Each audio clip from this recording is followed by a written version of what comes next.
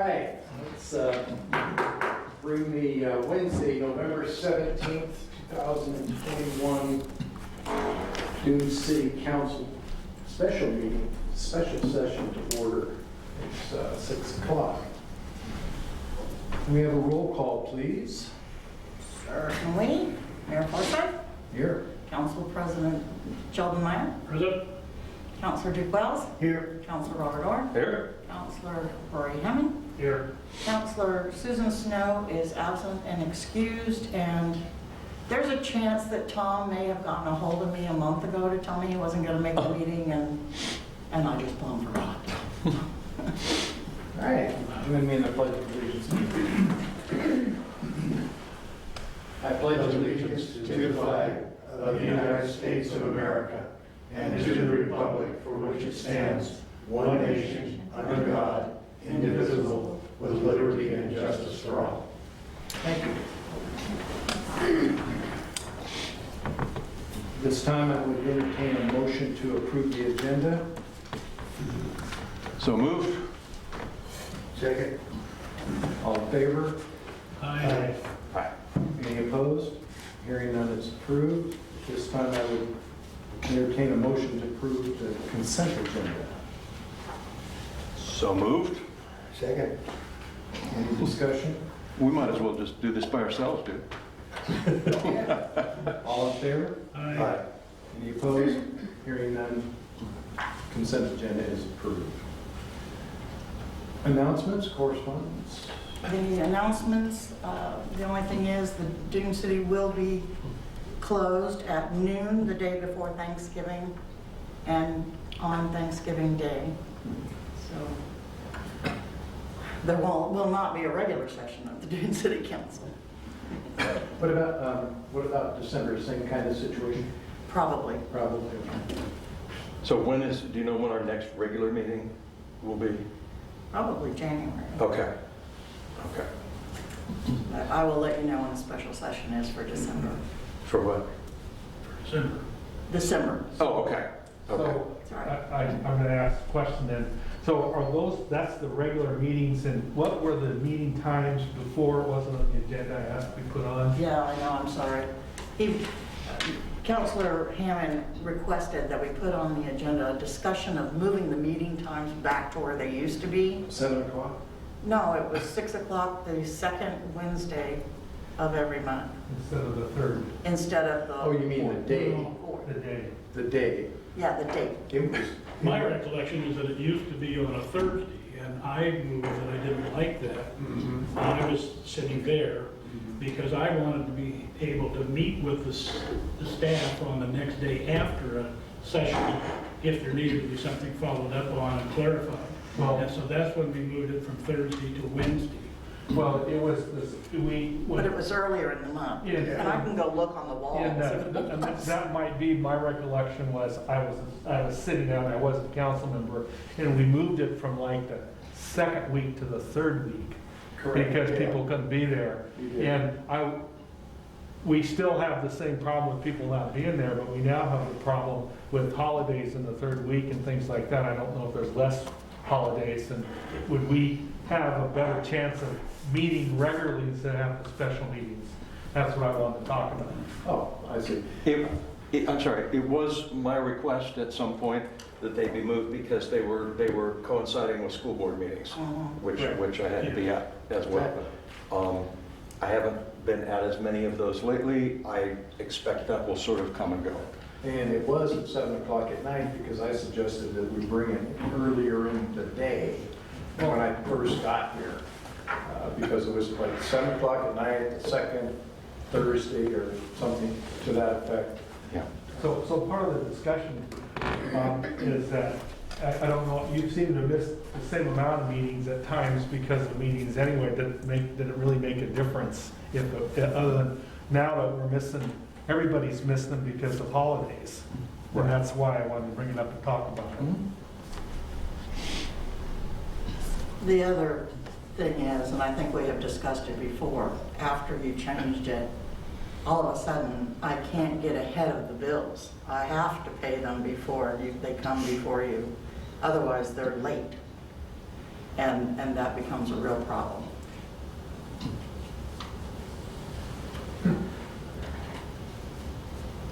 It doesn't matter to me what day or what time, so, yeah, whatever that's for the rest of us.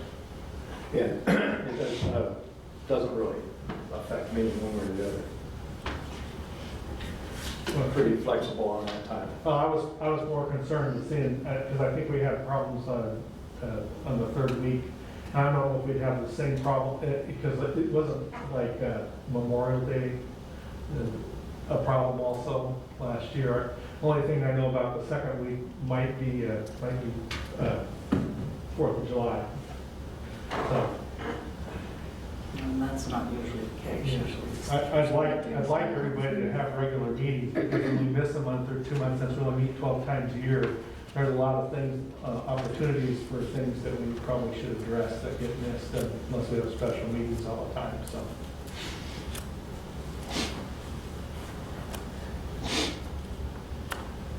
I don't know that, like any other committee that I'm on, I don't know what we're gonna find For the the perfect day. perfect day, the perfect week, the perfect time. It just doesn't happen.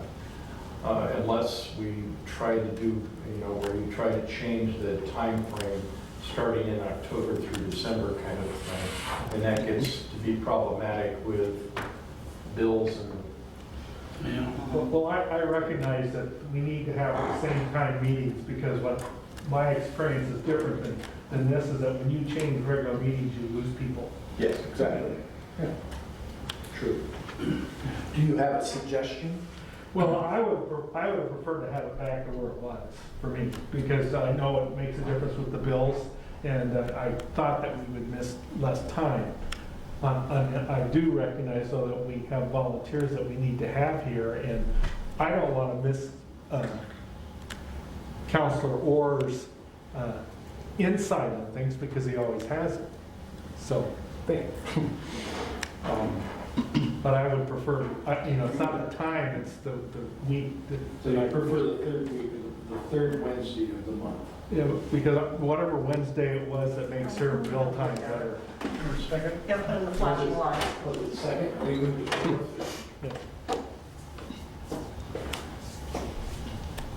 Keep those records out of their car. I was going to say, is that file cabinet out The there? special file cabinet? Yeah, right. No, it's on the sign on the wall. We taped the cord on top of it, so Oh, I just read it. So the records were almost in the It was the second Was it the- Wednesday. Second Wednesday, we moved it to the fourth Wednesday. Right. Okay. Is that still a problem for you, Bob? or- I'll just, if it does become a problem, I'll do my best to be two places at once. Because I thought also that Councilor Mallon had a preference too, and I think he has the same problem at any week now that he did. But those are the Yeah, I two. don't know. It wasn't the time, because I wasn't here and I didn't vote on it, and I didn't care at the time, but I do care now that we seem to be missing on the third. I just still like the Wednesday meeting, because then. Right. Yeah. Yeah, that makes Yeah. sense. I like Yeah. that. And whether it's the second or the third, it doesn't really matter to me. Mhm. Can I get on what? In the second. I'll just have to double up and get, yeah. And Christmas is a real good time to do that. If we don't start this until January, I'll be all right. Yeah, Well, we wouldn't. yeah. But I thought Third might be better. The third might be better because it gives me a chance to Yeah. And as to do the I, packets a week if it ahead. turns out well, and I'd like to have full credit for it. No, not a problem. Using the Sheldon Meyer schedule, we are now. But you have to vote on it, so. Oh,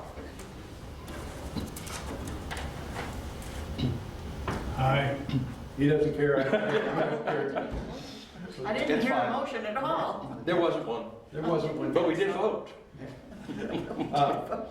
Second week, the second Wednesday or the third, you would prefer the third Wednesday? I would prefer the third one. Oh, that's what we do now. No, we did the We did the fourth. fourth now. Okay, I would move that we make it the second Wednesday, or the third Wednesday of every month starting in January. Third Yeah, Wednesday same time. starting to, Yeah. that work for you? Works for me. It'll work, I'll make whatever, even the But second week would make the it. third Wednesday of every month, starting in January? Sounds good? Yeah, Sure. okay, Same time? same time. Is there a second? Oh, was there a motion? I'll second it. All in favor? Aye. All right, it's- And we need to notify Tom so that he can come up with an excuse for not being here. yeah, that's true. Okay. All right, great, thank you. All right. Any citizen input? Anybody? Doesn't look like it, No, no? Okay. it's, Public hearing. So is this one of those where we've got, you have a script? all right, so what is it, 6:12? Okay, so I'll now close the regular session of the city council at 6:12 and open this agenda item for public hearing for the city council, citing as a Board of Appeals at 6:12 PM. All right, this hearing will be held in accordance with the procedures required by the city and state of Oregon, Twin City and state of Oregon. Staff will identify the applicable substantive criteria of code provisions, which will be listed in the staff report. There are the criteria, and these are the criteria that the council must use in making the decision. All testimony and evidence must be directed towards this criteria and other criteria which will be, believe apply to the decision. Failure to rise an issue accompanied by this statement or evidence significant to the afford the city and the parties involved an opportunity to respond to the issue will preclude an appeal to the Oregon Land Use Board of Appeals with regard to Title 15 violations. With regard to all other code violations, the city council decision is final. City council will hear all Title 15 violations in its capacity as a Board of Appeals. For those of you, right now, you are now the Board of Appeals. The Board of Appeals shall hear and determine the appeal of the basis of the appellants, written statements, and additional evidence the Board of Appeals deems appropriate. At the hearing, the appellants may present testimony and oral argument personally or by counsel. The burden of proof shall be on the building official and the code enforcement officer. The rules of evidence used by courts of law do not apply. The council, in its capacity as the Board of Appeals, shall issue a written decision within 10 days from the hearing date. Any interested party to this action may challenge the qualifications of any counselor to participate in such a hearing and decision. Such challenge must be state facts relied upon by the party relating to the counselor's bias, prejudgment, conflict of interest, or other facts which the challenging party has concluded that the council will not make decisions in an impartial manner. Does any party in this action wish to challenge a counselor's impartiality? None. Hearing none. Does any counselor wish to declare a conflict of interest, bias, or ex parte contact? Seeing and hearing none. This matter is before us this evening to consider the appeal of Joe Ellis individually and doing business as Joe Ellis Construction, Inc., of findings of fact, conclusions of law, and order entered September 22nd, 2021 for violations of Dune City Code provisions as follows. Chapter 155.2.1.110, permitted land usages for residing in a residential vehicle on property or the property of others. Could we please have the staff report? Certainly. I can either read it or you guys can read it. Either way, it's in the record. Which would you prefer? I tried to make it short.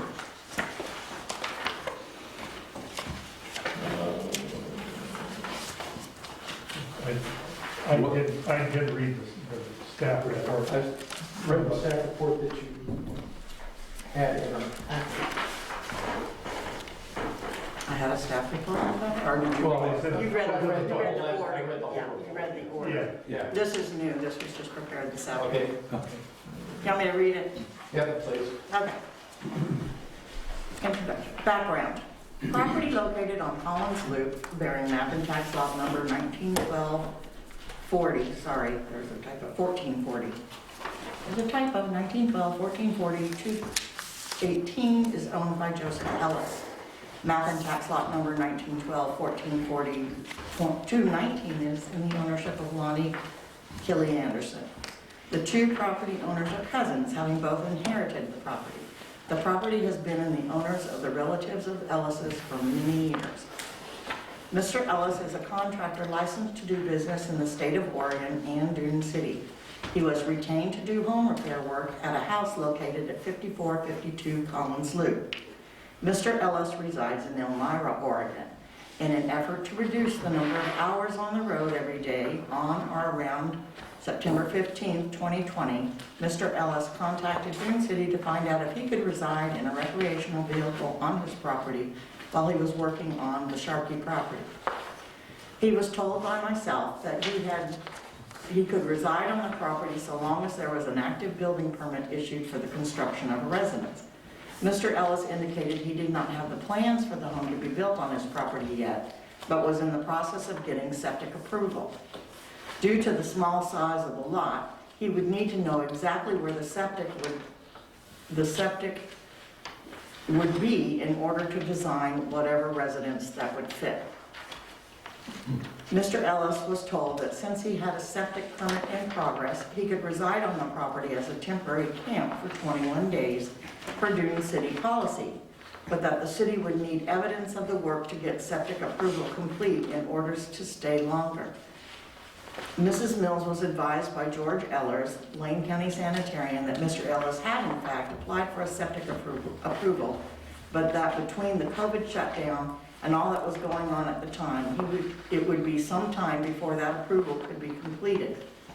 Mr. Ellis also pointed out that the Dune City website contained information that said living in an RV on a property for short periods of time was allowed according to Dune City policy. Mrs. Mills I checked to ensure that the information was in fact on the website and found it to be true. Since Dune City policy did in fact allow persons to reside on their property in a recreational vehicle for short periods of time, and further, since that was during the 3-month period of time that the council had approved temporary living in recreational vehicles to assist those rendered homeless by the fires, I decided I allowed Mr. Ellis to stay on the property during the week, but to go home every weekend, which he said he was going to do anyway. Beginning on September 26, 2020, and continuing regularly thereafter, the city administrator received emails and telephone calls from the complainant in this matter regarding the legality of the activity that was occurring on the Ellis and Anderson properties. Every attempt was made to respond to the current concerns that were raised, but the complainant made it clear she would only be satisfied if Mr. Ellis was removed from his property. Many, many months later, on August 10, 2021, the complainant indicated that many other recreational vehicles had been brought in and now the property looked like a campground. The code enforcement officer spoke to Mr. Ellis and inquired as to the number of RVs on the property. Mr. Ellis indicated that there was a derelict vehicle on the property that had been dumped there by someone years ago, and he had recently cleared around it so that now it was visible. He further indicated he had made arrangements to have the vehicle removed. He further indicated that his neighbor, Heather Cherry, was having her driveway redone and had asked if she could park her RV on his property while that work was being done. He agreed and relayed that the work was done and the RV returned to Mrs. Cherry's property. He also indicated that his cousin, Lonnie Anderson, had brought her RV to her property next door and had stayed there a few weeks over Thanksgiving and again at Christmas. He further indicated that while she was there, he was at home in Elmira. Ms. Anderson's property is separate from Mr. Ellis's property, and again, temporary 21-day stays are allowed per Dune City policy. Again, the complainant was not satisfied with the answer and accused Mr. Ellis of lying, saying that both Ms. Anderson and Mr. Ellis had resided on the property for almost 2 years and that the code enforcement officer was playing favorites. The complainant filed a formal complaint on September 8, 2021, which was expanded to include an allegation that Dune City Code does not allow him to do business on the property because it was an R1 zone and a violation of the covenants, conditions, and restrictions of Woking Acres subdivision. There now being a formal written complaint on file with the city, the code enforcement officer issued a notice to correct violation dated September 8, 2021, where Mr. Ellis was directed to remove all occupied recreational vehicles from the properties within 5 days of the posting of the notice. Notice was posted on the 2 properties on September 8, 2021, and Mr. Ellis complied with the notice. On September 15, 2021, Mr. Ellis contacted Dune City Hall and requested to appeal the decision of the code enforcement officer. Summary of violations. A violation of Section 155.2.1.110 and a violation of 155.2.110. Okay, 042 and 2 counts was supposed to be deleted. I don't know why it wasn't, because those don't apply. Applicable code, 155.2.1.110, permitted land uses. It states, A, in the R1 district, the following types of buildings and uses are permitted as hereinafter specifically provided by this section, subject to the general provision and exceptions set forth in the chapter. 1, one single-family dwelling per lot, which may include a site-built, prefabricated, or manufactured housing, which meets the requirements of applicable building codes and standards established by the state. This division shall not be construed as abrogating any recorded restrictive covenant. 2, home occupations. 3, residential care homes. 4, public and semi-public building and uses essential to physical, social, and economic welfare of the city, including but not limited to fire stations, substations, pump stations, wells, parks, playgrounds, and community centers. 5, agriculture. You guys will remember this one. Including the growing and raising of trees, vines, shrubs, berries, vegetables, nursery stock, hay, grains, and similar food and fiber products. 6, and this is an abbreviation because it goes on, talks about the ducks and geese and chickens and how many you can have and if it can't be a rooster and da-da-da-da-da. And it ends with permission to do so. 7, planned unit developments as provided by section 155.4.5. Child care facilities is 8 and other uses similar to the above is 9. Section 155.2.1.112, unpermitted land uses states all uses not listed under sections 155.2.1.110, which is also a typo there, and 155.2.1.111 are not permitted. In other words, if it isn't listed, it's not permitted. The penalty states 155.1.4.9 states a fine of not more than $1,000 shall be assessed for violations of the provisions of this chapter. Following a written notification by the city, violations of any provisions of this chapter shall be considered a separate offense for each day during which the violation continues. Corrective actions, fines, and penalties imposed in the final order.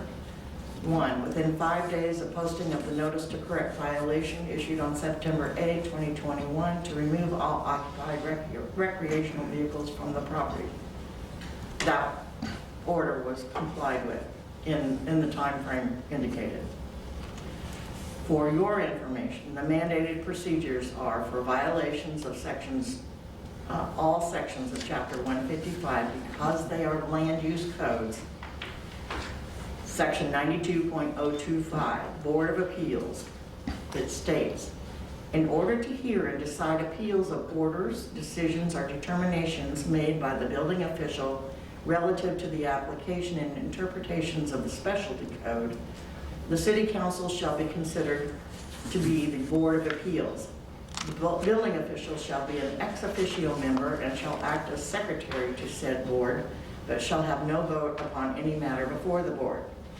The City Council, by resolution, shall adopt rules or procedures for conducting its business of the Board of Appeals and shall render all decisions and findings in writing to the applicant with a duplicate copy to the building official. 92.028 G and J, building official, authority to impose administrative penalty states. G, appeal. Any person, firm, corporation, or other entity, however organized, who is issued a notice of civil penalty may appeal the penalty to the City Council in its capacity as the Board of Appeals. The provisions of Section 92.028 and 92.029 of this code shall govern any requested appeal. And J, additional penalties. The civil administrative penalty authorized by this Section 92.028 shall be in addition to 1, assessment or fees for any cost incurred by the city in remediation, cleanup, or abatement, and 2, any other actions authorized by law, provided that the city shall not issue a notice of violation pursuant to Chapter 36 of the Dune City Code for a violation of any provisions of this Chapter 92. 92.029, appeal procedure states, this is the procedure that is to be followed. A, appeal contents. Any recipient aggrieved by a notice of civil penalty may, within 14 days after receipt of the notice, appeal in writing to the City Council in its capacity as the Board of Appeals. The written appeal shall be accompanied by an appeal fee in the amount set by council resolution and shall include 1, the name and address of the appellant, 2, the nature of the matter being appealed, 3, the reason appellant claims the building official's determination is incorrect, and 4, the appellant's desired determination of appeal. If appealed, the civil penalty shall become final upon issuance of the City Council's decision affirming the building official's assessment in its capacity as the Board of Appeals. B, hearing date and notice. Unless the appellant and the city agree to a longer period, an appeal shall be heard by the City Council acting in its capacity of the Board of Appeals within 30 days of the receipt of appellant's notice of intent to appeal. At least 10 days prior to the hearing, the city shall mail notice of time and location thereof to the appellant. C, hearing procedure. The City Council, in its capacity as the Board of Appeals, shall hear and determine the appeal on the basis of appellant's written statement and any additional evidence the Board of Appeals deems appropriate. At the hearing, the appellant may present testimony and oral argument personally or by counsel. The burden of proof shall be on the building official. The rules of evidence used by the courts of law do not apply. D, decision. The City Council, in its capacity as the Board of Appeals, shall issue a written decision within 10 days of the hearing date. E, fee refundability. Other than as provided in this Section 92.030, the appeal fee is non-refundable. If the building official's assessment is not affirmed, the City Council, acting in its capacity as the Board of Appeals, may refund all or a part of the appeal fee upon appellant's motion at the time of hearing. F, appeal to the Department of Consumer and Business Services Advisory Board. In accordance with ORS 455.690, any person aggrieved by the final decision of the City Council acting in its capacity as Board of Appeals or a subordinate officer of the Department of Consumer Business Services as to the application of any provision of a specialty code may, within 30 business days after the date of the decision, appeal to the appropriate Department of Consumer and Business Services Advisory Board. The appellant shall submit all requisite fees with the request for appeal. The final decision of the involved city or state officer shall be subject to review and final determination by the appropriate Department of Consumer and Business Services Advisory Board as to technical and scientific determinations related to the application of the specialty code involved. 4, conduct of hearings. Section 9 of the Dune City Council Rules of Procedure states, scope of rules. The rules contained in this section shall govern the conduct of quasi-judicial, legislative, or administrative hearings held by the council. This matter is a quasi-judicial matter.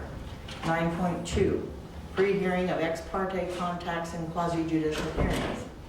The general public has a right to have council members free from pre-hearing or ex parte contacts on matters heard by them. It is recognized that a countervailing public right is free access to public officials on any matter. Therefore, council members shall reveal any pre-hearing ex parte contacts and the substance of those communications with regard to any matter as early as possible under the circumstances in the hearing on the matter.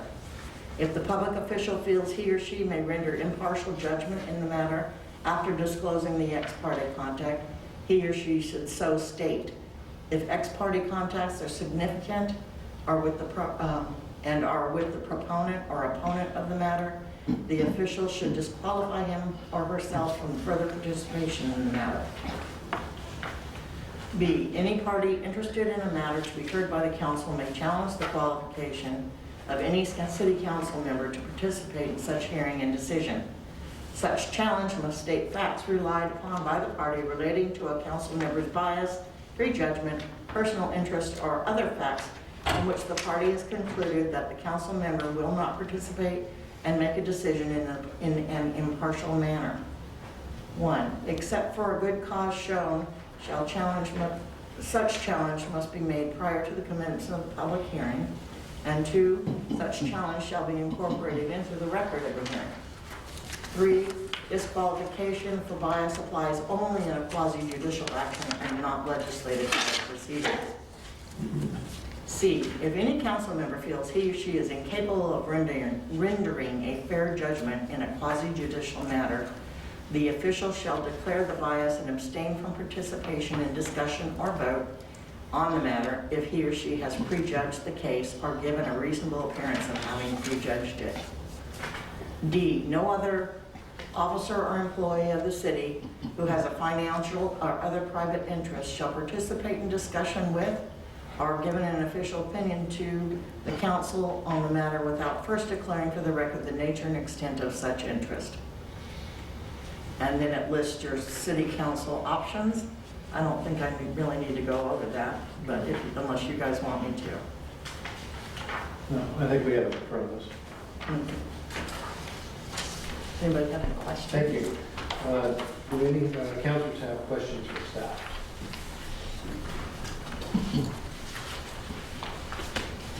None? We'll now take testimony from Joe Ellis. Good evening. I'm Joe Ellis. I'm the owner of Joe Ellis Construction, licensed and bonded construction company, performed new construction as well as remodel work and small commercial projects. We're based out of Elmira, Oregon, and have been working in Dune City for the last year on 2 A-frames in Collins Loop, both of which we have full structural permits for. My grandparents, Oscar and Hazel Ellis, along with several of their Southern Pacific Railroad friends and families, purchased several lots in the Huckleberry Lane neighborhood in the mid-60s, and I, along with my sister and cousins, have been coming here to visit for the past 50 years. The 3 properties located at 7th Heaven are of great sentimental value to us and always have been a place for rest and remembrance. I feel extremely fortunate to have had the opportunity to work here at the Coast during the pandemic. The ability to keep myself and my employees safe from COVID and employed is a blessing. Both houses we are currently working on are not full-time residences. One has not had anyone live in it for 7 years. It's basically a rescue. I want to thank the building staff at Dune City for forwarding the complaints about my use of our family's property in 7th Heaven, since it is unfortunate that my neighbor didn't feel that she could come to me and voice her concerns. I'd like to address them here. I'm staying on the lot 218, which is the middle lot. My toy hauler have been 3 to 5 days a week while we work on these properties to keep the costs down for Ann Starkey and Jill Stewart and her family, because we're working on 5476 Collins Loop as well. We built a deck there and we're doing some other odds and ends. I have about 4 more months worth of work here, and 'cause I'm going to convert the quilt shop on 29th and 101 into a clinic for Oregon Integrated Health. We first came down here in 2017, and we built the options counseling facility at 8th Street there, across from the post office, that big yellow building. And we were down here for about 9 months, and tried to stay here in the property then, but it just didn't work out. It wasn't ready then.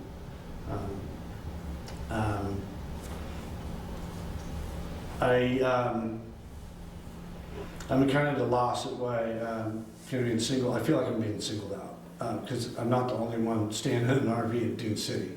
I'm not in the same position as a lot of people. I'm not homeless. I have a house and a shop in Elmira, and that's where I really like to be, you know, on the weekends. I'd hope that you guys would find in my favor and refund my appeal fee. And we do have plans for building houses. I paid an architect money to get the plans done. We've got the septic stuff in process. But it's, you know, it's kind of like herding cats. There's 4 of us. We have to get everybody in line and figure out the costs and how big a house we're going to build. My cousin wants to build a house on her property as well. As far as operating a construction business out of there, I have a sign on lot 219, my cousin's property, and I'm in contract to work on her property. It's no different than any other job site I have that has a sign up front.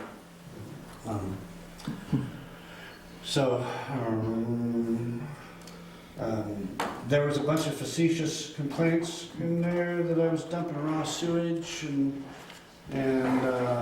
operating the campground, and as you can see, Ms. Cherry had her RV there for a while. Nobody was staying in it. The only one that we really had was my toy hauler. My cousin came to stay on her property a couple times. We do want to build houses, so we just have to get the timing right. So I would hope that I would be allowed to continue to sleep in my RV during the week while I'm here, and we can move forward with this without any more problems. Do any of you have questions for Mr. Evans? Yes. So you've never slept there 7 days continuously? It's been like 5 days a week? Yeah, 3 to 5, because I go home on the weekends. Yeah, it's just, it's easier than driving 126 every night. Safer. And every morning. Safer too, yeah. So how much longer do you, I wasn't clear, you said another 4 months? I got about 4 more months of work down here. we're still working in the valley. In fact, we were, aside from jury duty this week, my crew and I were working on Grand Cayman over on Covert Road. So we kind of split our time back and forth. The house at 5452, the work is starting to slow down a little bit on that. And the clinic job is going to pick up. Plus, we are in contract with the Aaron's building on River Road to build another clinic for Oregon Integrated Health there as well. So we're just going to wind this up and do a quilt shop.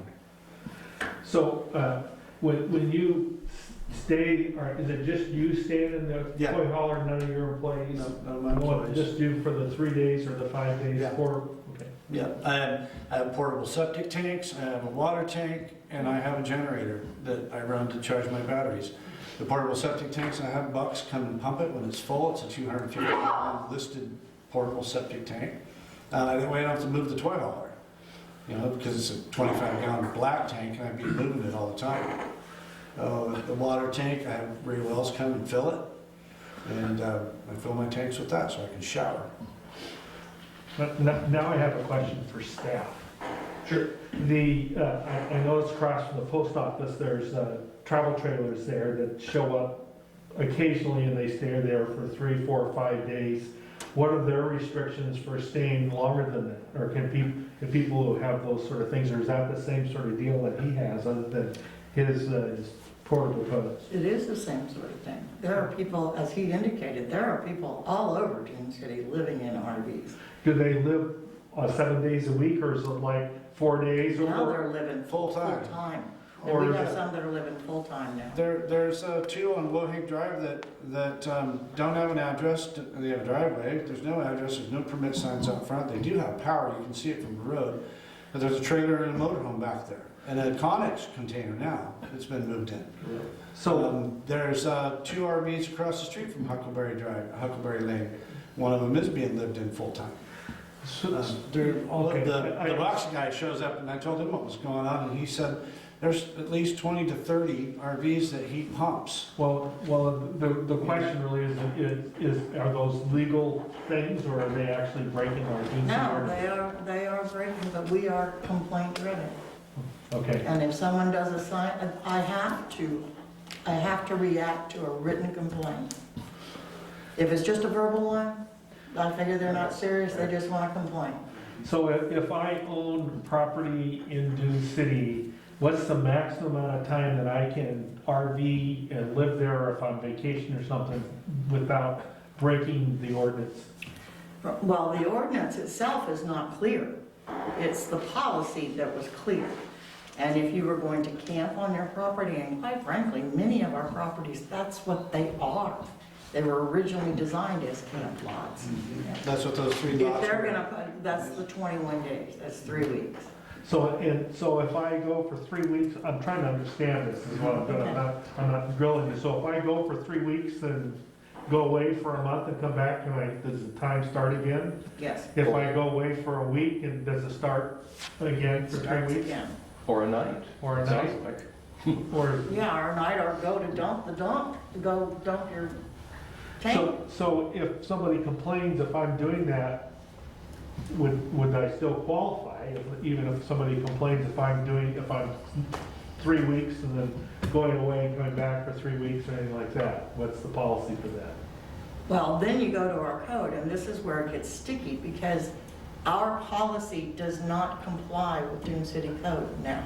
It used to, but until we get the changes made from the new, that are coming before you soon, that are currently before the Planning Commission, is not clear. It's very vague. And because it also says, or we have a policy that says they can live, if they've got a structural permit that has been issued, they can live on their property for 6 months, but can be extended to live longer with every extension from the code. So does this, When I built my house, Yeah. we stayed in that trailer for 19 months. Something like that, yeah. Every time you get, your Every inspection six- done, you every get 6 6 months. so more does he have a structural permit on his property? You haven't? Not had it? yet. No, but everything is in flux. Right. I've got, in fact, with my response, I send in copies of the plot plans, all the invoices from Bucks, it's $90 Yeah. every time they pump it. It's, and that's there's all several. part of, You have a, yeah, that's all part of your And when Claire was there, she But took the pictures. truth is, though, you're staying there not because you're gonna build there, that's something you plan in the future, but it seems like that you're coming here and build and working and staying for 3 or 4 days, which that's kind of a different issue too. At the moment, it is. Right, okay. And didn't we see something or hear something about that would be conducting a business, right. which is not allowed? Is that correct? Well, it's Well, different. that's- Just sleeping there? that was one of the emails and one of the complaints. Right. But, It didn't show up on the complaint itself when she wrote the. okay, it was in the email, but that's. Here's the thing, business Bob. as. I think she's speaking to the sign, the Joe Ellis Construction sign that's on the corner of Collins Loop and 7th Avenue. Okay. But the thing is, almost every contractor I know in Dune City that is licensed to do business in Dune City works out of his home. Good point. Almost all of them. Mhm. So home occupations are allowed. That's a home occupation. Well, and quite honestly, construction, you're not constructing in your home. Right. That's where your license is, and, every time, when they did construction on that place, they had to sign up about the construction company. So, You're well, not- he's not constructing this, no matter what, he's not constructing this place there, and that's a different issue. The other issue is, can he come on his property, in my mind, can he come and stay for 4 or 5 days without, in the fact that, because he lives there, I mean, yeah. Do you It's have my- a septic plan in place or in process? Yeah, the test sites are dug. I've talked to George at Lane County about it, and we're trying to get them out here and get them approved.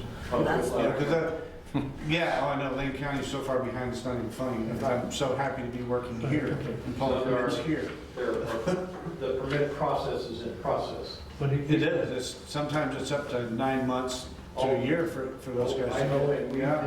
we did it in good times, not in COVID times. Mhm. but he's not doing raw sewage or anything like that. No. So, okay, I don't have, I understand. So I want to get clearer on the timing. So what happens in about 4 months then? Do you stop coming over here or? I won't stop coming over here because I want to continue to work over in the Florence area. Mhm. But I should be winding down these jobs and starting the job in Florence by that time. But then you also said at some point you want. We do want to build, and I have plans, and I've given to my architect. It's Dan at Acadia Design. And we have the septic holes dug. I've talked to Central Lincoln. We know where the pole's going to go. We just have to put it all together. And then decide how big of a house we're going to build on 100 by 140 lot. Yeah. So the plan is that we put a septic tank on my property. We connect the properties, and we have the well on Lonnie's property. And that way we can keep the separation 100 feet from septic to the well. And then the power will be right on the property line between us and take care of all of it. Well, again, that's not the issue, I think, of the complaint. Not right now, Yeah, it's not yeah. but I think what it does do is it's establish that the intent and that it is their property. It's not like, Right. I'm letting you come to my property and sit on my property and then go somewhere else. It's a family property. Am I understanding that correctly? And Jamie, what about the building permit issue? What exactly is it that someone who's living on the property, such as you are, is required? You said a building permit is required to have been taken out? Current code says that you can live on the property while you're constructing your house, Mhm. and you can move there as soon as you have an approved structural permit. Okay. And then the extent that you live here, when you haven't been through this here, but when you file a structural permit, there are certain phases where at certain times inspections have to occur. So every time an inspection occurs, the permit gets extended for another 6 months. And the same holds true for the permission to reside on the property, which is what the mayor relied on when he did his house. And so at some point in time, the house is ready for you to move in, and the RV usually goes into an RV garage that was also built. So that's how it has worked in the past. But I have to point out that the city's policy and the city's code say 2 different things. Right. And I'm hopeful that this will get straightened out with the current look at Title 15. So what's the current code? As it sits today, Well, what I read here tonight. Right. That is the current code. and the policy? The policy is we allow people to reside on the property as long as they have Okay. yeah. And- So yes, I allowed him to go and I shouldn't have. Okay. No, That's the no, bottom well, line. Here's the issue is, in all of the underlying issues of code, staff always has the ability to make exceptions. No, staff Yes. doesn't. They do when it doesn't come to the building, when it comes to land use, as long as it's in a land use, you can give an exception for a week here or a week there, or I've got to move my stalls out or bring my horses in. When it comes to, when you can give those, I'm not talking about the building code, I'm talking about, I've got to come to you and say, okay, I've got to take this tree down, but it's going to take me 3 more weeks than what I have to, or I have to bring in this piece of equipment. You can say, okay, you can't, normally you couldn't leave that for this period of time, but I understand and your neighbors don't care and it's going to take 10 days longer. You can give those exceptions. You've always been able to do that. To a certain extent. Right, that's what I'm saying, to a certain extent. Not usually with regard to the building codes. Building codes are supposed to be clear and objective, and ours are not. And that's the point. But what you're talking about in code, in the building code, is the difference between staying on the property and not staying on the property, or time on the property and not time on the property. That while that's in and under the building code section, it's not structural. It's not something that's changing. It's not the fact that something's happening without a septic tank. I mean, it's all Right. of these things that are not specifically driven. This was not a nuisance situation at all. Right, it's not a health and safety, it's not, you know, it's. Right. I think that's good information, but I don't think that's what we're here for right now. Exactly. There's no valid building permit, you're not building on your home right now. You're coming over and staying on your property while you're working on other jobs. That's the issue. Right. When he goes to start building your thing, that's a whole other thing. You'd be entitled, as it is right now, is to stay there, keep renewing it. But right now, you're coming over, staying on your property while you're doing business in the area and going home on the weekends. Right. That's all I need to know. But if I understand this correctly, and I agree with you, we are talking about two different Yeah, we are, questions yeah. there. In this particular situation, is there an avoidance of a violation because he's only coming in here, he's not living there permanently? In other words, that 21-day stay, he's not doing. So does that, I mean, I'm wondering if there's actually three issues, because one of them is conducting business, one of them is staying on the property for short-term periods, and the third one may come later. I'm not seeing the conducting business part. I'm seeing him No. staying. I don't see the conducting business. Okay. Then is he staying on the property according to what we allow by not staying there for more than 21 days at a time? Am I Well, that's making the sense? decision that's before you. Yeah. Right. And yes, you're explaining it correctly. Okay.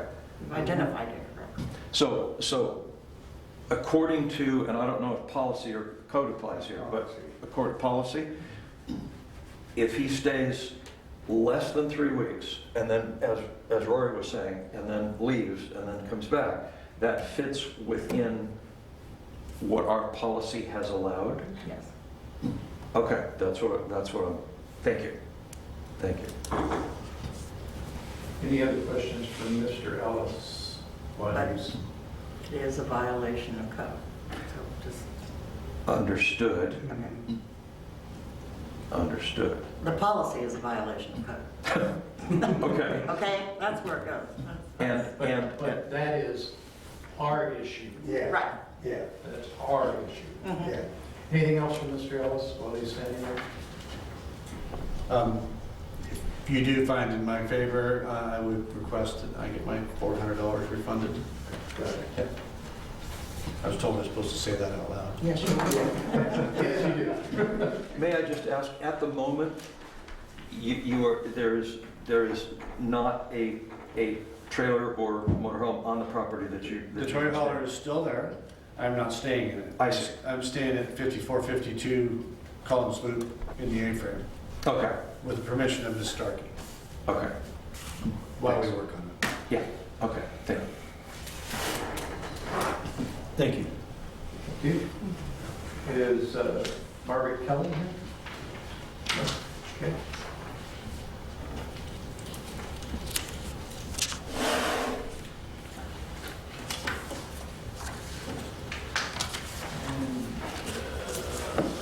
Appellant made request to receive $400 from that.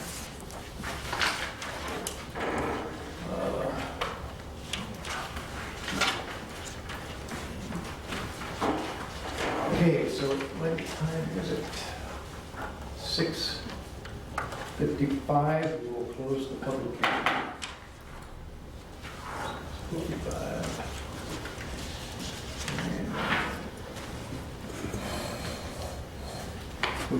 But I do have to reopen the regular session. Yes. Oh, sorry, forgot that part. Yeah, so we will because we could just leave then. So we'll reopen, at 6:55, we'll also reopen the Dune City regular session. All right, I would now entertain motions on the violations as stated regarding Mr. Ellis. I'd like to make a motion. I'd like to make a motion of combination 4 and 5, which read, overrule the order entered on September 8th, 2021 in its entirety, and 5, direct reimburse all portions of the $400 POP.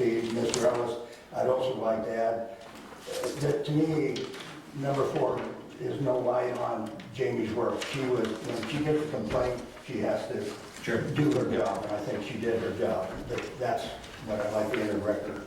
That's what I'd like my motion to be. I'll second that motion. Can we have now a discussion about this a little bit? Yes, is there any discussion? Yeah. The proposed code that's coming up, is it gonna fix these things, or what would be the proposed code status of this? It is not, it is my opinion, what is proposed is not, but it is up to you to look at it. And I ask that you look at those particular provisions very carefully, understanding, yes, the history of the city, but also the future of the city and how best it should be done. So what I'm concerned about in the code, it's not relevant, but I want to, because I want to be able to discuss this, and if we vote on it, we won't be able to discuss it. That's why I'm bringing it up now. So what I'm concerned about is that we being a recreational city where people come, my neighbor comes down almost every weekend and stays for a couple days and goes back. And some people who might have just bare land, I mean, I see this one right across where people, you occasionally see a travel trailer there, they obviously come to recreate and they go back, they're not here permanently. And is that what we want, and is that what it should be, or do we not want that, because are we a city or are we not? And I'd just like to hear what you think about that. I don't have a problem with it if they're not a loud nuisance, if it's not dirty and filthy, if they keep things clean, you know, because it's kind of, I don't want it to be a homeless site. My relatives have been here since 1824. And they've owned property throughout Dune City, Florence, all over the coast. The property that I have built my house on, the properties that I built my house on, has been in their family since 1953. Their neighbor, my neighbor now, across, I don't know how old the house is, but it's their grandparents' house, and these people are probably in their 50s. They come there during summertime fishing season. They load up the yard with 2 or 3 RVs, boats, the kids are in tents. And then by the end of the summer, you never see them again, right?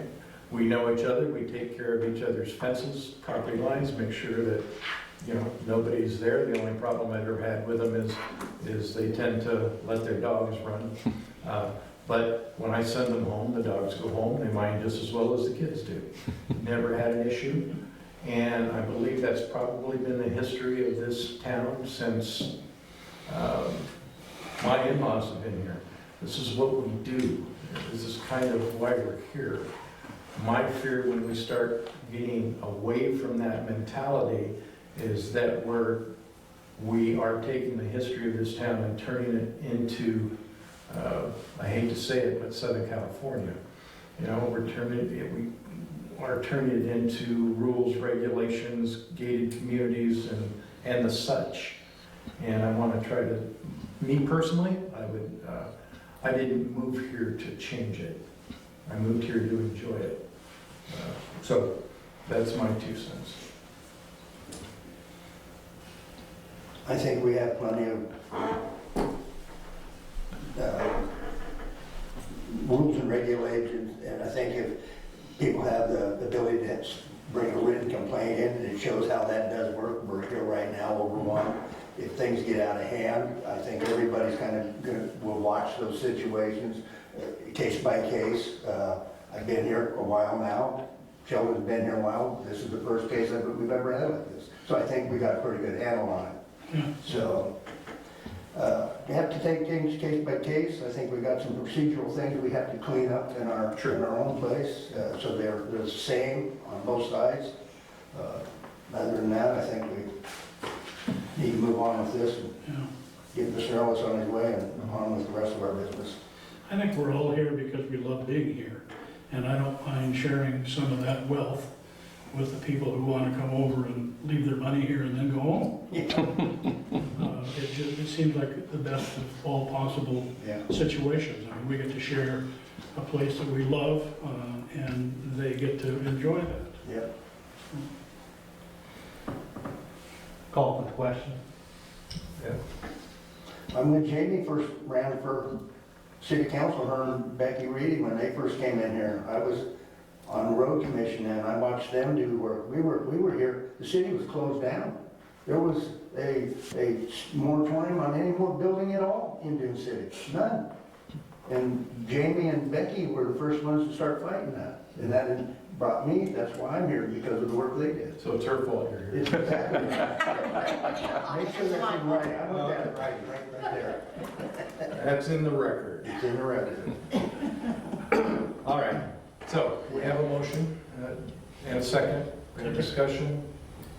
All in favor? Aye. Any opposed? Hearing none? Thank you. Thank you very much. Thank you. This, I might add, when I'm here, I'm gonna spend a lot of time with my grandparents fishing. Back when you could put your boat in where the hotels are by the bridge. The dock used to be there. And so every time I'm on that property, you know, back there with them. So, Well, I have family around here since '38. yeah, we ran around those neighborhoods and it was all old trailers and then it was all fish camps. You know, my grandfather's buddy lived down just over the hill in Seventh Heaven, and they actually put water pipe in the ground and ran water up from his house. And he had power and old trailer there, and us kids would run around there, all 6 of us cousins. When I built my house, the original driveway that went to the house before I built my house was a series of cabins that, because when back in the 30s and 40s, there were no roads here and everybody had to get to their places by boat. So they would put their cars in there, take their boats, and they go to their cabins, and at the end of the season, they'd come back, put their boats in there, and take their cars and go home.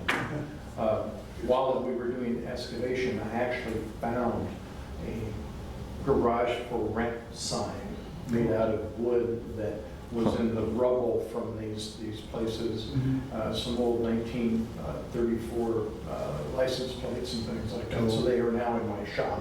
But, yes, it's been rural, and I would like to keep it as rural as we can, for as long as we can. All right, thank you very much. We're done with this, right? All right, so thank you, appreciate it.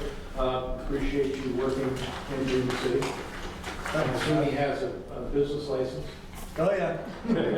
She makes sure I keep it updated. Just checking to make sure since you're here. Yeah, we're no means done working here. I want to try and move my business here and on the coast. Good, because it truly is difficult to get good contracting services here. We really enjoy building Options Counseling's new facility, and we're going to enjoy for Oregon Integrated Health and being here for that, and just kind of keep moving. All right. Well, thank Someday you. I'll retire, hopefully it's here. Yeah, I keep saying that too. Yeah, right? That ain't gonna happen. All right, thank you, and thank you, Council. All right, moving on. Outdoor lighting ordinance, the first reading. Hopefully you guys have had a chance to review this. Yes, it did. And at this point, I I have it scheduled for is the first reading, so that you can begin discussions on it.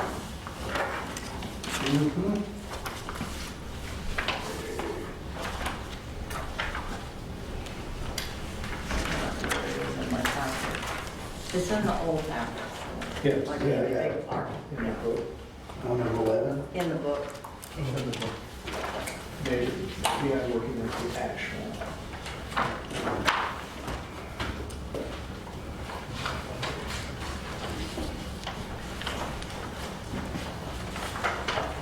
Is it the one called draft outdoor lighting ordinance? Yes.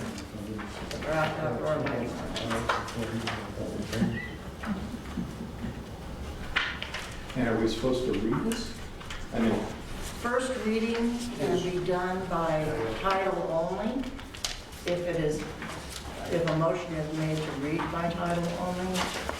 I'm sorry, I'm looking for it in the book. I'm still looking forward to it. It was in here. It was It's in in the, there. it's in line under new business. Yeah. Right behind new business. I mean, I had it earlier. And Where did- usually though, it has a thing for me to read. Say, you know, ask you guys if you want I to do just it by wanted to do, title only. I make a motion that we do this by title only, read by title only. Now your second, Second. all in favor? Aye. All right. Now, so when are we gonna discuss this? After we read it? After we read. Okay. Yeah, ordinance adding chapter 94 entitled outdoor lighting and title 9 of the code of City of Dune City Code of Ordinances establishing outdoor lighting regulations, nuisance and abatement procedures. when that time. All right, discussion. So, Go ahead. I don't like it. Funny, I do don't like it. it, number one, whereas this whole dark sky thing, provisions that will make the night sky more visible throughout the city. I don't like that. I don't like the other whereas is, passage, exterior lighting can give no other surrounding properties or our environment. I don't know what the hell that means. Lighting and the environment.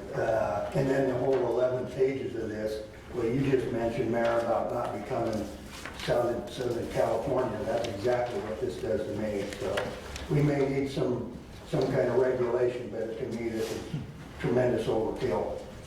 I'll speak to the other side. Go ahead, Mike. I like the idea because I think it helps keep us from being in under Southern California. I think that when I step outside on a dark night, and I love seeing the whole, all the stars there, I'm looking at them, and I think that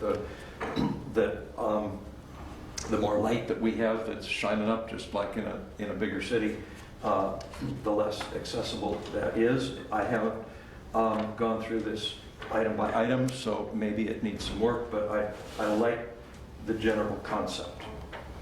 Okay. Well, So- I open my shades and I look across and I see the lights at Ada and I think it's kind of cool. But I have some questions for staff. How many lighting complaints do we get a year or a month? How often do we Year get? would be easier to say. I've had 3 since I came as city, so 3 since 2015. And I understand that the planning commission wrote this ordinance Yes. and brought it up. And because I respect the planning commission, I respect the people on it. Is it so that one of the reasons why one of the members became a member of the planning commission is because he's the one who had a light complaint? He did have a light complaint, but that's not really why he became a planning Okay. commission member. Yeah, so he's interested, he did some research on things like that. So we've had 3 complaints. And how many building permits have we had this year? Oh dear, I haven't thought about that. A lot? How many building permits have we had over the last 5 years? A lot times 5. So my, This year was really busy. so my point is That's why that, we want you here all the time. so Bob. I taught math for Bob, my years. point is that we've had 3 complaints, as long as she can remember. But we've had hundreds of building permits that people are gonna have to comply with because of this. And I think that's a waste of time. I like the idea of policies or recommendations to do that, because in my place, I had a light that shone all over my neighborhood. And I don't use it anymore, I got rid of it. And if I know it's a problem with my neighbors, I hope they tell me, and I got rid of it. I have a new place that they're doing remodeling, and they have the curtains out, and it's inside, it's not an outside light, but the light shines all the way down 3 blocks over. So I understand the problem.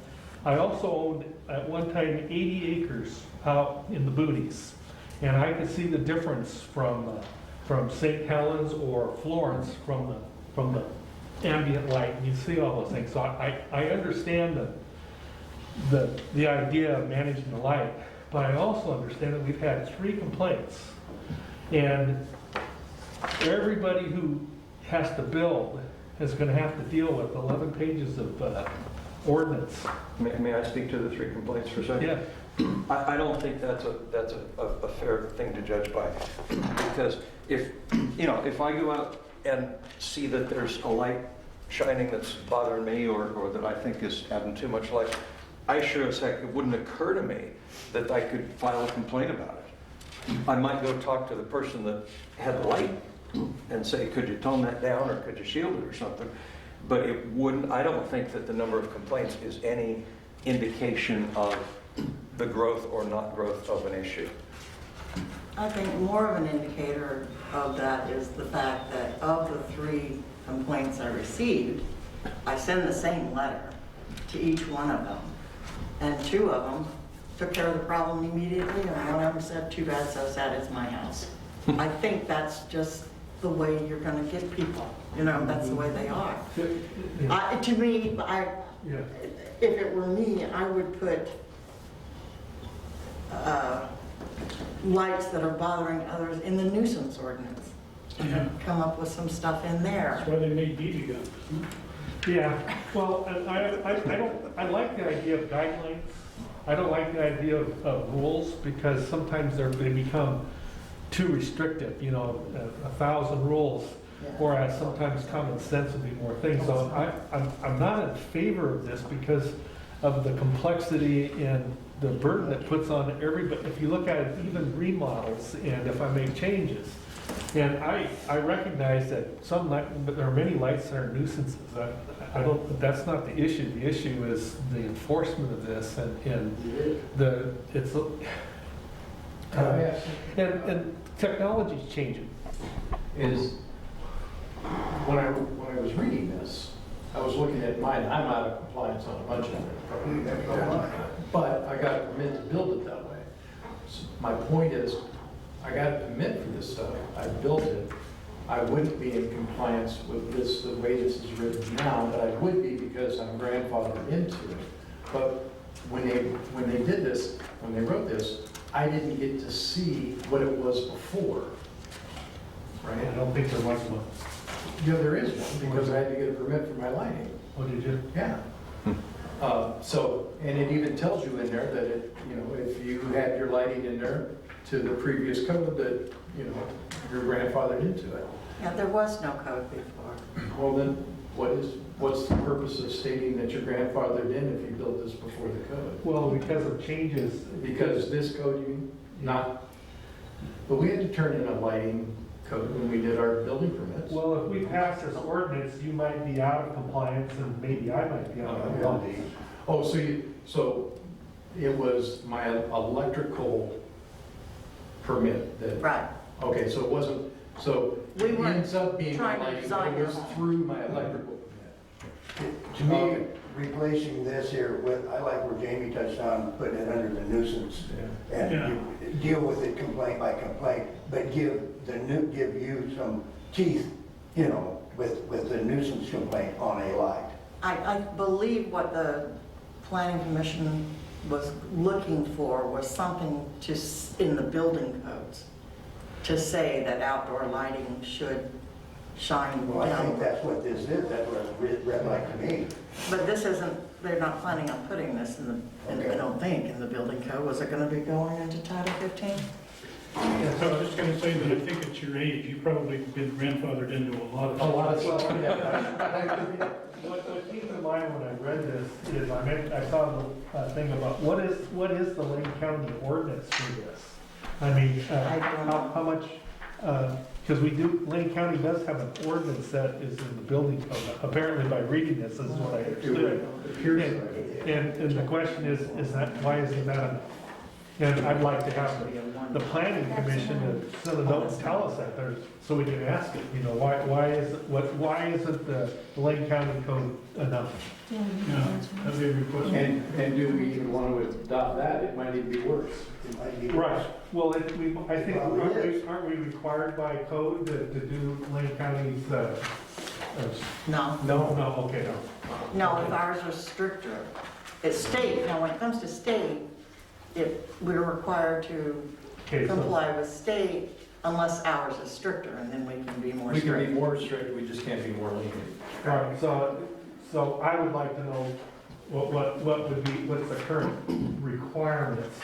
Because I know that we have power requirements and things for the state that require, and maybe, I'm sure that the planning commission has decided or looked at that, but I don't know what it is, and I'd like to know, you know, those thoughts before before I do.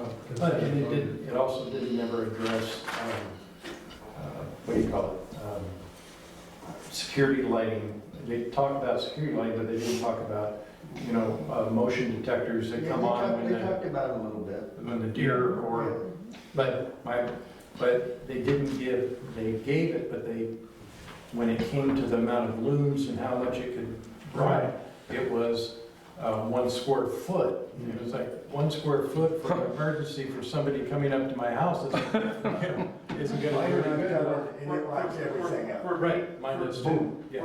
For me, it's the safety of going up or down the path. Yeah. But, you know, I like the idea of having motion detectors, except I'm sure the deer would Mine goes off. drive the neighbors, probably bothers my neighbors more than me because I don't know where the light is. Well, I'd like to table this until we get some information that you've been asking about, to see what, you know. Yeah, because we can go on all night with it. Yeah, and I'm not ready to make a decision.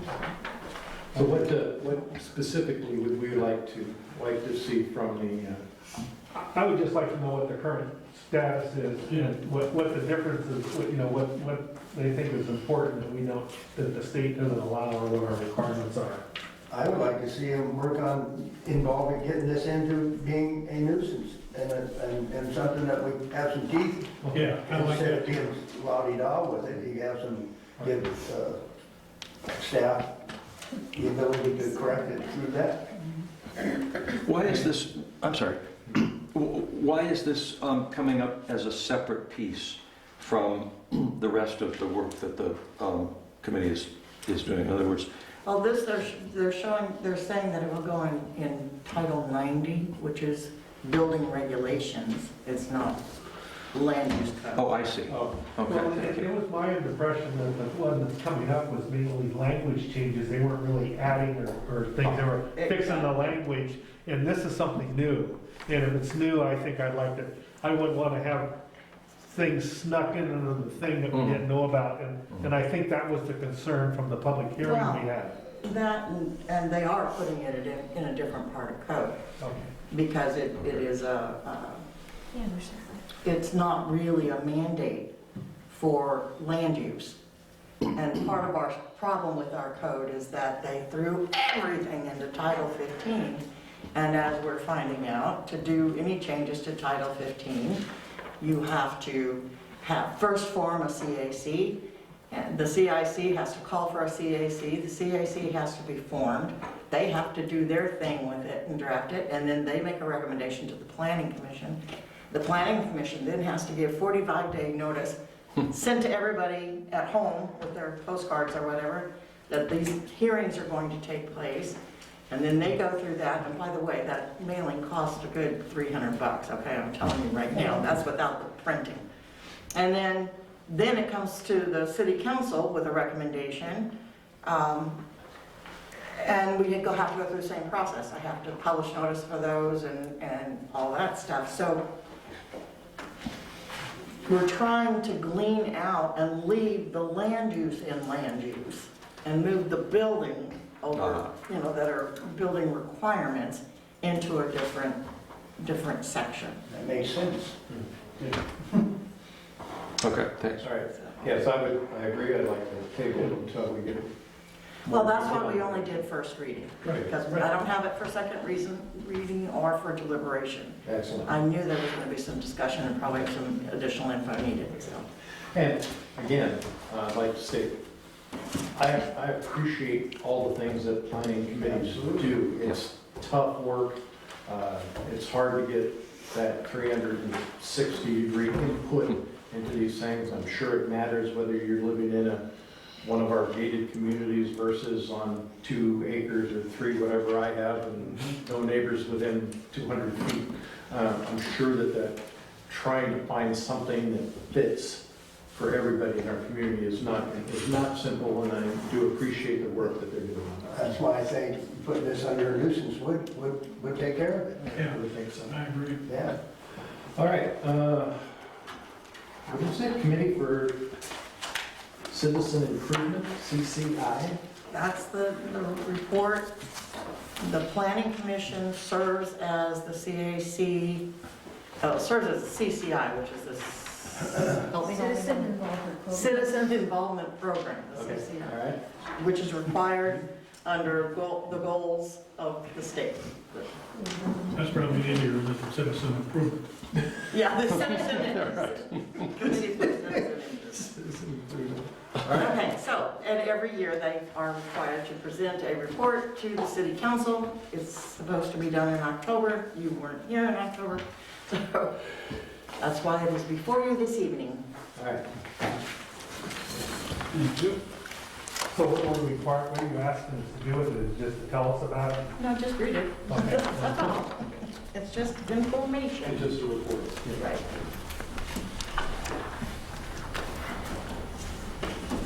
This one I know I do that in my packet.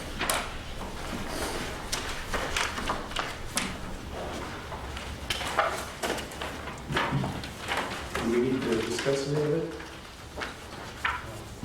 Anybody? I'd like to comment, are we talking about the legislative session? No, This one here. I got it. 2-page report. Okay. Nothing? Moving on? I think it's great. Okay. They do a fabulous job. Yeah. They really do. Yeah, All right, now we're into the League of Oregon Cities report.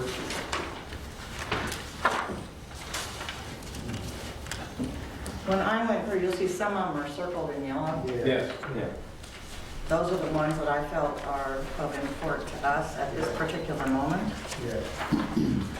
I like to think that the Senate Bill 866, we have something to do with. We do. We do, and it still does cause us to do things. I got the notice today that I have until January 30th to do all of these, this kind of list of things that has to be done. For you, does the audience have this in front of them? I don't think so. Although I'll need to share. But, I've read this, I've seen it online about 3 times, and I still love it. So it's not an easy thing to read all the things, but it worries me about some of the things I see and some of them I don't. yes. My overall concern with almost all of this, the 3 or 4 that, well, almost all of it, but my concern is for the small communities.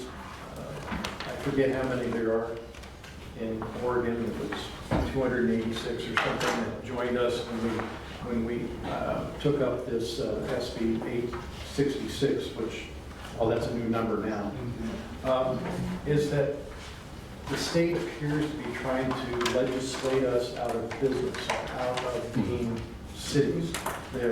All of these are creating cost that small cities like ourselves can't afford to do.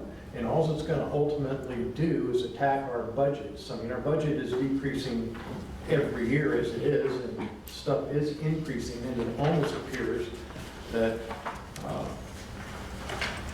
that the more we fight, the more they pressure us in different areas to comply, and it costs us either in man hours or staffing or enforcement. And it is concerning me greatly that this is going to impact us.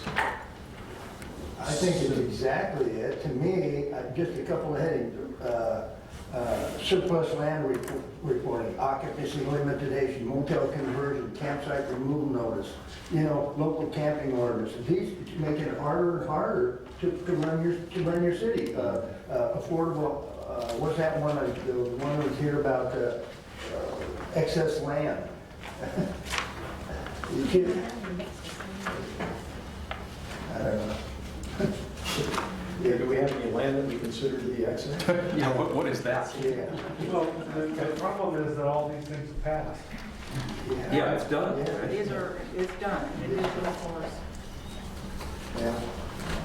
Yeah, there will be a number of reports that we will be required to do, and things that, well, like right now, we have places in Dune City where there are 3 to 4 families living in the house, which means there are 18 cars parked out front. They're in their right of way, they're on their front yards, they're on the septic systems, in drain fields, they're everywhere, and they're tearing up everything. And they look junky because you got to figure out, you've got 4 families in there, you've got more stuff that can fit in that house. And the And so the systems stuff is for piled it, up outside. and the systems that the house was approved for is Is not going to way handle. overtaxed. Right. Yeah. And one of those that came past is that the city cannot mandate, can't set a restriction on how many people can live in a single family residence. Yeah. That's what I'm talking about, it's just, and it passed. Well, I understand why if you're living in Corvallis, that makes sense. All right, you're on a city water, you're on a city septic, not septic, so it's city sewer. They're in dire need of places to put people because there's too many people in the city. The problem that we have, since I've been here and what we did with the building code, is that everything that they're passing has nothing to do with rural Oregon. Yeah. Right? It has everything to do with urban Oregon. And our representatives are not getting heard. That's So- always been the case. Portland, Is it? Salem, and Eugene have always run the state. That's where the population is, and that's what dictates a lot of it. And it's a one-size-fit-all. Yeah. But the number of people, it reminds me of, I think it was Groucho Marx that was interviewing a woman and said, how many kids do you have? And she said either 9 or 11 or something. And he said, wow. He said, I love to smoke cigars, but once in a while I take them out of my mouth.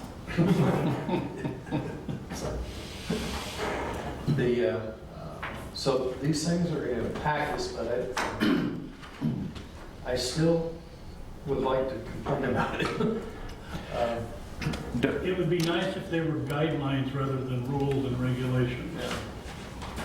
Don't we have people representing our interests, like, I don't know, That's the legal word. yeah, that's what I was thinking. Are they, This is their us at report. all, or? This is their report. Yeah. Great. This is letting us know what they've done. They too are an organization that follows the money, and the money is larger cities for them. We contribute, but we contribute based on our budget, and In the League of Oregon City, all Oregon cities. So we're contributing to an organization that basically does not represent our interests. not always. Not always. Because they came to the rescue when the Yeah, they BCD fought. first Yes. started that whole issue, Okay. and has made it more palatable by working with the legislature, and Well, the real issue is that they have these meetings, these weekly meetings or monthly meetings, and we really need to attend and be advocates. They take so much time, because it seems like cities can, large cities can put advocates there and they can finance them, whereas this is of the lower class are all volunteers, and they have to have time to do this. Yeah. now, it didn't used to be. And that is one thing. Lonnie just pointed out that most of their meetings now are virtual. Right. Oh, yeah, Makes you know, it that easier works to real well. attend. I don't know about you guys, but virtual meetings. I've listened to those meetings, and I feel like you know, I'm having my mouth open and castor oil poured down, because, that's how, because I'm taking information, they're controlling the meeting, and what little I have, there's no ever any time for input, it's usually top-down sort of things. That's my criticism of it. The two meetings that I was involved with and the governor was there, I actually got to ask questions of her, and it was immediately pushed aside, wasn't answered. In the following monthly meeting, you had to send messages to a person, and they asked the question. Right. So, Yeah, it's top-down. yeah, all of us that had actual real questions weren't allowed anymore. Tough questions in the end. So with this section, I don't know. I know, Jamie, you're extremely busy, but I made it when- Watch out for that. but the ones that you've circled, I think, cause us the most possible impact. By our next meeting, could you, I know this is passed, but there are, I think we still should always complain. Could you give us a kind of just a quick breakdown on what this each one of these might cause us, so that we can put together a formal letter to the governor And to our and representatives. to our representatives? Yeah. Boomer needs to know about it. So Anderson, yeah. So just, and nothing elaborate, but just give us some guesstimates of how this can impact us, so that we can actually put something together. Good idea. All right, so unless there's any more on that, let's go to the Department of Land Conservation and Development. And based on past legislation, the DLCD, the Division of Land Conservation and Development, came up with a schedule of projects they're going to be working on and policies that they have adopted and things that they're going to do that they have on the calendar to be addressed in the future. And it was the ones that were in the future that really impact us, I thought. For example, the wildfire omnibus legislation, where we as a local government would consult with LCDC to identify and recommend needed updates to statewide land use planning programs to address wildfire issues. That's probably not too terribly bad.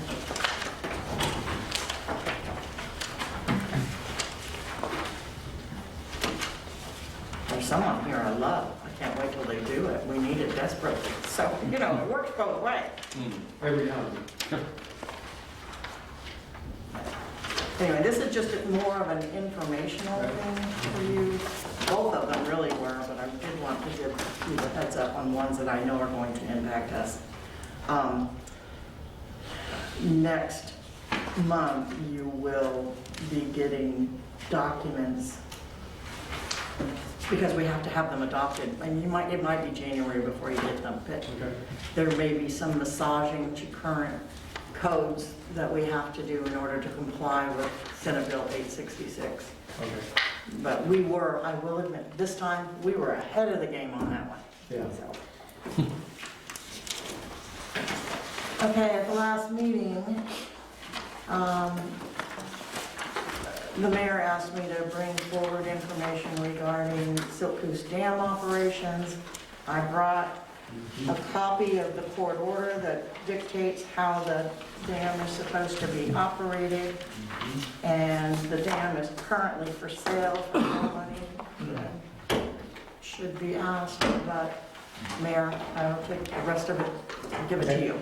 All right. How much the dam being asked to be sold for? What, do you know what they're asking? They're asking 1.2 million. For how much? The dam Just the dam? and water rights.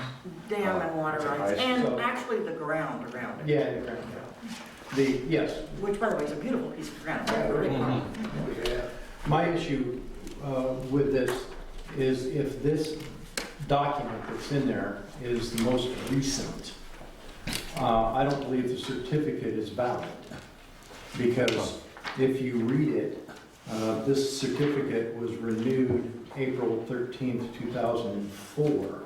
And this certificate was issued to International Paper for the strict purpose of manufacturing. There has not been any manufacturing going on that property for 30 years, is my understanding. It states right in the very first paragraph why this is given, why they are being granted these water rights, and that's manufacturing. On page 3 back here, it says the right to store the water and for the above purpose is restricted to the beneficial use and the place used as described. That is the paper company, Yeah, no, sir. right? Not the present owners. It also states on page 4 that it should be reviewed periodically. Right? What is periodically? Does It does not state, all right, every few years. But it doesn't appear that that has been done, or if it's been done, it looks to me like it's kind of been, rubber stamped. And then in the very last paragraph, or second to last paragraph, it says all or a portion of the storage of the waters of Silk Goose Lake under this certificate are for, again, manufacturing purposes. It's not being manufactured. It also states, though, however, it may be transferred from manufactured use to aquatic life, fish and wildlife, and or recreation that is compatible with aquatic life, fish and wildlife use only, provided a new certificate contains those conditions. So, and again, unless there's been a new certificate since 2004, Yeah. this isn't valid. All right, and I would like to take and address and ask staff to get a hold of whoever this is, the water master. I assume it was signed by the water master, but it was it just Paul Clary, but somebody signed it for him or her. Oh, right. Which is perfectly legal. But at the same time, so this is recorded as state record of water rights certificate. So I think we need to look into it and actually see if this is even valid anymore. So can the current owners remove the dam? I'm sorry? Can the current owners remove the dam? The current owner? He's asking, can they Could. remove the dam? I think, well, I don't know. We don't know, because the other thing this document indicates that I had not heard before is it considers Silk Goose Lake to be a reservoir. Right. Oh. That probably falls under different laws. It does. Since people are pulling water out of it, I mean, there's, probably takes us into, and this document originated in 1955. So it does not appear to have ever been amended. So they own the dam, and I see questions about how do I make money out of it? If I want to monetize it, because they're, obviously they're private owners. And I suggest we do it quickly, because if this is up for sale, the people that are buying it are going to assume that they have water rights that may not actually be valid anymore. May I have permission to pose the question to our water right attorney? Absolutely. Yeah, Well, I I'm think assuming that- Fish and Wildlife would be a little bit interested in this too, You would think. in terms of, we're required, to keep the weir at a level here between Mohank and Silkus so that there can be fish passage. Yeah. Yeah, I assume that if Oh, they, for some reason, if they blew that dam away, that, it's gonna be mud out there, so we can, There'd be no Silkus. that's a way we could get rid of the bad algae. I know it is, it really is. Bring And it, the yeah, send weeds. out some goats. And the weeds. All right, so yes, if you would do that, I'd appreciate it. That's going to be kind of an expensive proposition. I prefer if you put that out as a motion and vote. Okay, yes, absolutely. I can't make that motion. What do we want? Do we want Jamie to reach Contact our City attorney, our water attorney. water attorney. I make a motion that Jamie contact our water attorney and on the validity of this certificate? Excellent. Second. Discussion? Yes. Yeah, does that cover though, yes, but does it need to go further in terms of, We won't know until we talk to an attorney, right? All right, first step is we need to know that it's Yeah. valid or not valid. Yeah. okay. So the discussion that I bring with this is that one of the reasons why is you mentioned the weir and things. Did somebody second? Yes. Yes. Yes. Who? So- Okay. And we haven't had a report on that process or that progress since we last voted, Oh, the weird?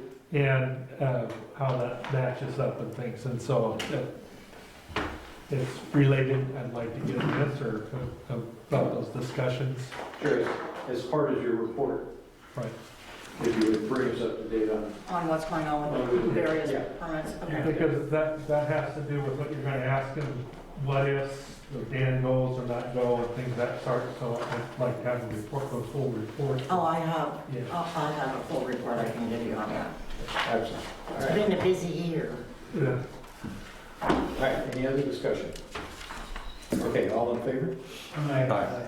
Any opposed? Hearing none? Passes. Thank you. And I thought I was gonna get December off. Okay. Network assessment? Yeah, and I think somewhere along the line, a District 2 road report got put in here. Yeah. Oh, 'cause there was. In the new packet, the amended packet, there, you'll have a copy of, I forgot what the heck I did with it, of the Feynman's, there it is, yeah, the Feynman's proposal for assessment.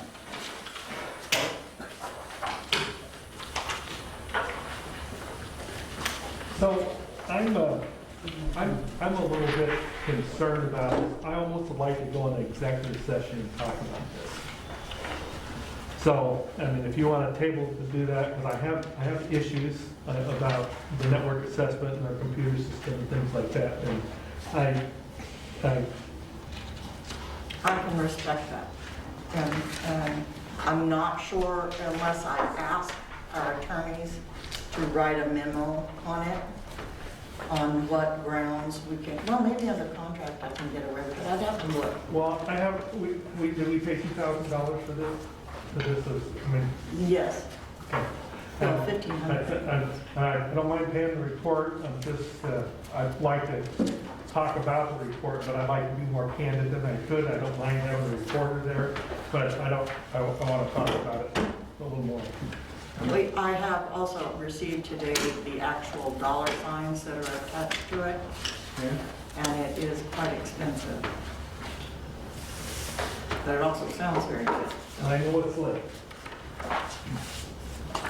Expensive to do what this recommends, you mean? Okay. Well, As in,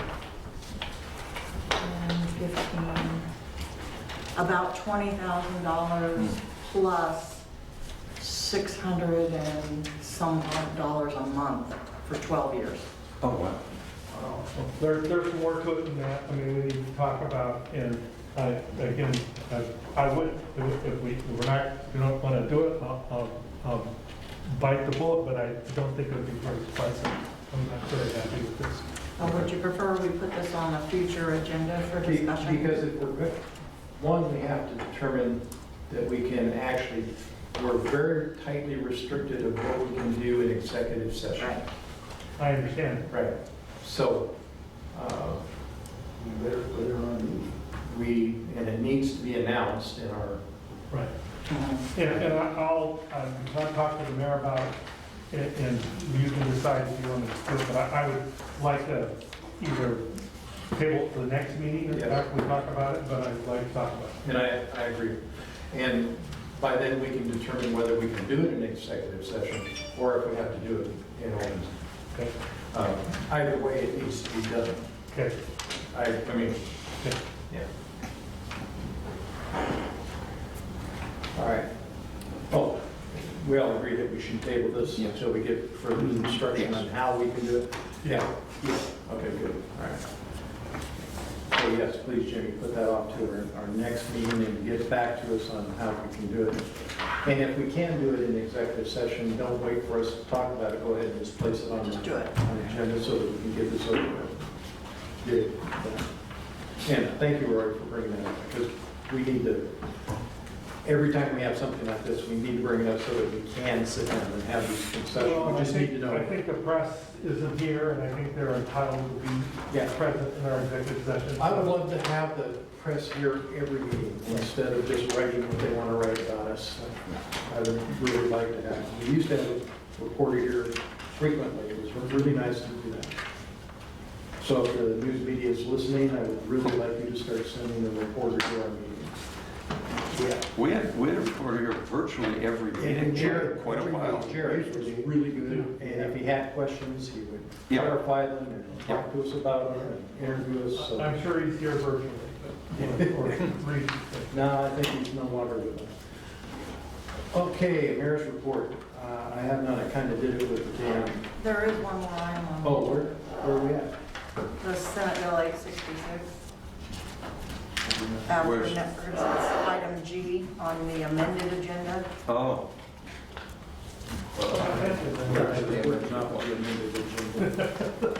The amended agenda. Yeah, evidently not. Okay, tell us about it. Anyway, I just wanted to let you know that I did get a list. Northwest Code has hired another individual to work on getting cities in compliance with Senate Bill 866 and the regulations that have been adopted. Oh, okay. We are lucky in that we worked with Jack ahead of time. We were due for fee increases, we were due for changes, and we did that. You'll recall that you guys went through that process and we got that done. There may be just a few more tweaks that need to be made, but we're well ahead of the game on that one. Yay! Okay, I'm done. All right, community center report. Did you get the dead rat out? I didn't. Oh, somebody did. Pest Tech did, Oh, but now you've got a light to fix. now we got a light to fix. Two of them actually, both That one's last out. wind thing, I was over here and the water was running out, but Jamie said they cleaned that, so it must be plugged, and I'll check that out. And a couple tiles blew off the roof, so I'll fix those. What, in the mild wind we had? But Yeah, the breeze, the gentle breeze. you said 30 to 40. Yeah. Yeah. You know what's going the wrong way, because I have a branch sitting right over my boat trailer that I'm waiting for it to break. It should break. I'm afraid to park my car over there, and the wind is just going the wrong way. I can't reach it, and I don't want to hire somebody to climb up the tree to get it. Buy a new car and park underneath it. yeah, there you go. Just make sure your insurance is up to date. Water quality report, Susan's not here. There's blue-green algae bloom on Silk Creek. I think it's pretty much all dissipated now. It's been coming and going for the last week. I was surprised to see some yesterday, or the day before. Yeah, it's been coming and going, but we've been running tests on it, and now that we're working with Division of Health, they've been running tests, or have been looking into it. Let me put it that way. I don't think they're running tests yet, but it doesn't appear to be toxic in any way, but it's some new strains. Yay, new strains of blue-green in addition to the regular guys. So, yeah. I keep telling you guys, you know, it's like Scotch Broom. If you could find an industrial use for it, you'll never see this stuff. That's right, it will go away. And for those who can't see, because it's dark out there, we do have a new storage container across the street. We're in the process of getting it all put together so that we can take the filing cabinets that are blocking the kitchen and move it out there. Great. And hopefully get a bingo game out of my garage. So will it be climate controlled or? Yes, it will be climate controlled. That's why I said we gotta do some things. Okay. We have power over there already, we have water over there already, we have septic over there already, and an actual RV dump. I didn't know it has a separate Really? RV dump over there. Well, then you're just, Minutes away. Yeah, that's right. that's away from a rental unit. Keep it in the kitchen, rent that out. Move over here and do some work for you guys. Another motivator to get the stuff out of the kitchen area is to put it in front of the bathroom. There you go. Right, that's true. That's That'll be very really true. quick. Road reports. Yes, I have a road report from District 2. Thank you very much, Councilor Hammond. Where's everybody else's road reports? Uh-oh. It's coming. Oops. They're coming. Okay. I'll try to have an updated one. Okay. Good job. Thank you. Yay, Rory. We better get a new tax base. That's all I got to say. 'Cause if they're all like this, we're in trouble. Well, I just measured it. Emergency services. I know I have a report in the Yeah, file it was in- somewhere. I know it's always worth that. Did I make the Wheelock meeting or did I You not? did. I did make that one. Yeah. Yeah, I saw it in there somewhere. Yeah. Replacement of the radios, so we're moving forward with that. And, oh, and the storage container across on the other side. Okay, You had it in there. Did you find it? I did. Oh, okay. And that's all, I mean, there was very little longer. I did attend Wheelock, it's kind of slow, they talked about, the biggest problem right now is so many people's radios have gone out. Oh, And so, well, they're Ancient. ancient. And so they got the funding they needed and they have a line on new radios and so they're working on getting them. However, our dear friend Bill Hergner passed away. oh.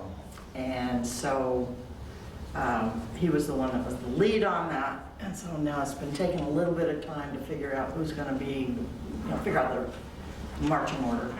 And so now they're moving forward again on the project. So glad to hear it. You ready for a city recorder report? Jump right to it. This is the old one. Where's the new city recorder? We have a whole lot of permits. We issued a bunch of them. There we go. I don't know. I did the same thing. I can check in the men's room, Mr. Recorder. What? I'll check in the men's room to see if they want it in there. Yeah, that's the room. I use that one. Hey, it gets clean more often. Oh, I did tell you our janitor quit, right? Oh, no. Yeah, she quit. So it takes a long time to vacuum this room. Oh, It's exhausting. it looks very nice. Oh, thank you. Yeah. Well, no, it's been about a week now. Oh, The fish screen saga continues. People are beginning to misunderstand. The word is getting out. So now I've got people who have state water rights coming in wanting to know if they've got compliant fish screens, and you're not required to do that. Anyway, so that's moving on, and I'm having issues with divers. Oh, yeah, this was back in October. My time in the office was limited because I had to quarantine after testing. And let's see, pit bulls were running loose in Darlings Loop. Hopefully they're gone now.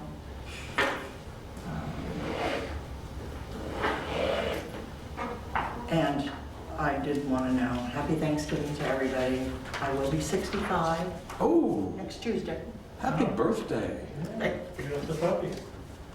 Just, that's what Bob Reed called the other day. I haven't talked to Bob in a long time. And he started laughing. You're just a baby.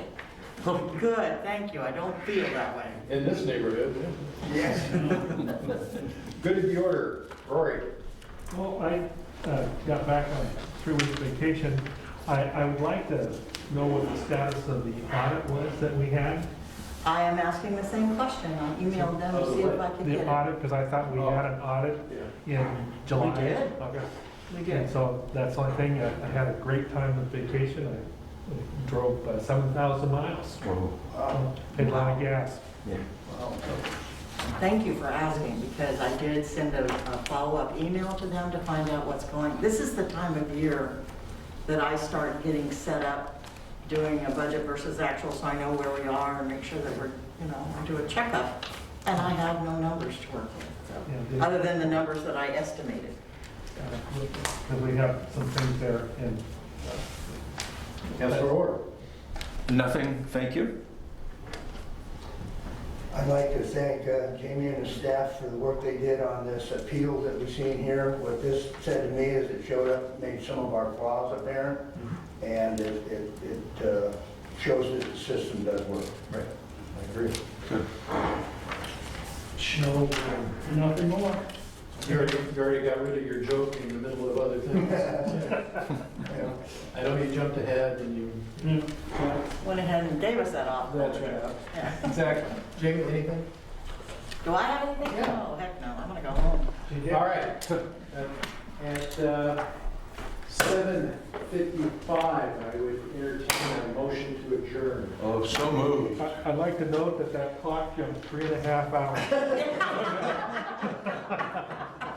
All in favor? Aye. Any opposed? Can somebody give me a second? There was no second. I know. I second. Thank you. Okay. You're standing there. All right, And thank you, everybody. thank you.